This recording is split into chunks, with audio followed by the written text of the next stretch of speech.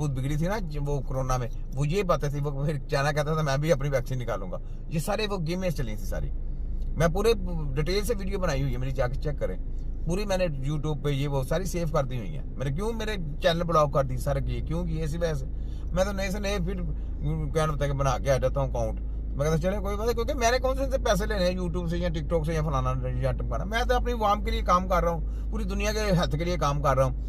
अल्लाह करे जिसको समझ लग जाती है ठीक है, नहीं तो मेरी मौत तो है, आज भी मौत है कल भी मौत है, तो जाऊं तो शेरों की तरह ना, आगे मेरा इस्तकबाल भी वैसा ही हो जैसे ये खोते कच्चे छच्चे जाते हैं ना कि जी हमारा इस्तकबाल हो वहां पे। तो जब ये कब्र में जाएंगे तो इनका जो इस्तकबाल है वो होना है, आपको पता है कैसे होना है? तो जो जहादी लोग होंगे ना, जो नारा लगाते जाएंगे अपने नबी का और अल्लाह का, वो लोगों का इस्तकबाल अल्लाह ताला कहता है मैं खुद करूंगा। सारी बात अल्लाह ताला करेगा ना कोई सिलसिला कैसे कैसे करता है, हमें क्या पता। हम जाएंगे तो पता चलेगा किसकी ड्यूटी लगती है, कैसे करते हैं जी। सवाल जवाब होते हैं तो क्या कुछ होता है। लेकिन कम अज कम हम सुरखुरू होके जाएंगे ना कि हमने कम अज कम अपने नबी के और अल्लाह के नारे लगा के गए हैं और अच्छा लेसन छोड़ के गए हैं अपनी कौमों को बचाने के लिए। मैं मर जाऊं, मुझे कुछ भी हो जाए, मेरे पाकिस्तान के लोगों, जो मुझे फॉलो करता होगा ना, अपने बच्चों को, आने वाली नस्लों को ये मैसेज और ये बिल्कुल पढ़ा के जाना है, तोते की तरह पढ़ा के जाना है कि कभी भी मेडिकल माफिया के शिकंजे में नहीं आना, इनसे दूर हो जाना, अपनी सेहतें अच्छी पाएंगे। और तिब्बे नबी के जो लोग हैं उनसे जाके आपने इलाज मुआवजा कराना है। बस आपकी हेल्थ को कोई चीज भी नहीं कर सकता, याद रखना। देखो इन्होंने जर्नैलों को मरवाया, जर्नैलों को मरवाया गया, जर्नैलों को किस तरीके से? मेडिकल माफिया के थ्रू। सियासतदानों को मरवाया गया किसके जरिए? क्या ना था मेडिकल माफिया के जरिए।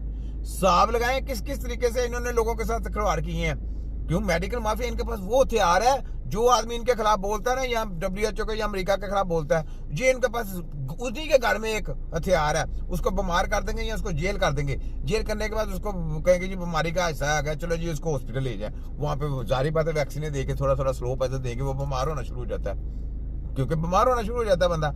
इस वजह से मैं क्यों कहता हूं जनरल फयाज मीर का ख्याल करें। जनरल फयाज मीर बीमार नहीं होना चाहिए, वो बहुत बड़ा सरमाया हमारा। मैं पाकिस्तान के आर्मी के लोगों से कहता हूँ खड़े हो जाए उनके लिए। जनरल आसम से भी कहता हूँ कि छोड़े उनको, बीमार हो जाए, हम उनके लिए हाजिर हैं, उनका इलाज करवाएं, कुछ भी है हम तिब्बे नबी की टीम भेजेंगे, जाके उनका इलाज मचा करके आएगी। किसी को भी, किसी जनरल को भी होता है तो इनसे दूर हो जाए। किसी को जनरल को भी प्रॉब्लम आती है, किसी सियासतदान को बड़े को प्रॉब्लम आती है, मेडिकल से दूर होते जाएंगे, आप सेहतयाबी की तरफ आते जाएंगे। जितना मेडिकल के अंदर घुसते जाएंगे ना, आपका तीया पांचा होता जाएगा। ये ना सोचो कि हमें प्रोटोकॉल मिला, फलाना मिला, मिल रहा है, वो फुल प्रोटोकॉल अमेरिका में चले जाए, आपको उधर जाके स्लो पैसे मिलेंगे।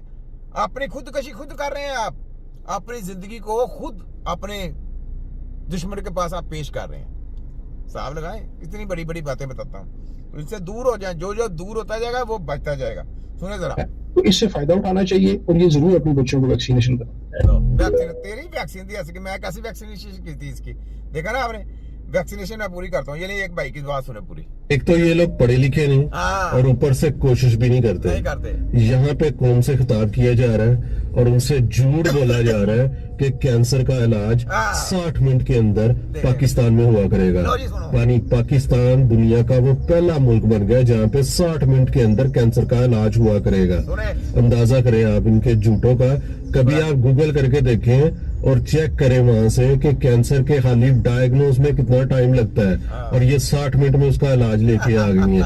इस कदर झूठ, इस कदर आवाम को मीठी गोली बना के खिला रही है कि यार समझ नहीं आती। चले ठीक है जी, 60 मिनट के अंदर इलाज आपने निकाल लिया है, तो आपके अब्बा जान भाई जी नहीं, अल्लाह की मेहरबानी से इनको 60 करोड़ साल भी लग जाएंगे ना। जितनी डेंजर बीमारी है मैं बताता हूँ, epilepsy, multiple sclerosis, cerebral palsy, accident patient जो पैरालाइज हो जाता है, स्लीपिंग पैरालाइज हो जाता है, या जिसके स्पाइनल कॉर्ड में क्लॉटिंग आ गई, ये वाले पेशेंट, हाथ बाजू वाले नहीं, वो तो 3 महीने 4 महीने की बात है, वो क्लियर हो जाते हैं। कि जिसका बाजू टूट गया वो हम इतने दिनों में क्लियर कर लेते हैं, 3 4 5 महीने बस क्लास, उसका भी हम करते हैं। तो ये जो स्लीपिंग पैरालाइज, उसके बाद आ जाए क्या होता है कि दिल का मसला, दिल का जिसका कहेंगे बाईपास होना, जिसके स्टंट डालने, हमने कहना नहीं डालने, बात हमारी भी टेक्नोलॉजी है ना। तो उसके बाद हम कहते हैं जनाब क्या जिसको ब्रेन स्ट्रोक हो गया, चाहे राइट हो जाए, लेफ्ट हो जाए, कोई भी हो जाए, पैरालाइज हो जाए, उसके बाद ये किडनी का मसला आ जाए,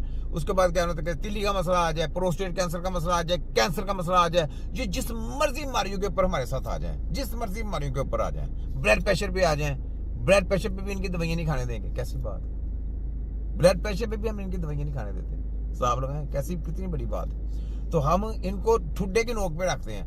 तो जो बंदा इनको कहें कि अपने अब्बे के बने, सारे जितने डॉक्टर अपने चीपा करने वाले सारे जो इनके साथ माफिया बैठा हुआ है ना, ये अभी इसको खोतों को लाया ना सामने, पूरा मेडिकल माफिया को पता है, छोटा हकीम जो ना वो शत्रोल कर देता है तो उनकी बड़ी बेइज्जती होती है, तो वो इस वजह से वो सामने नहीं आते।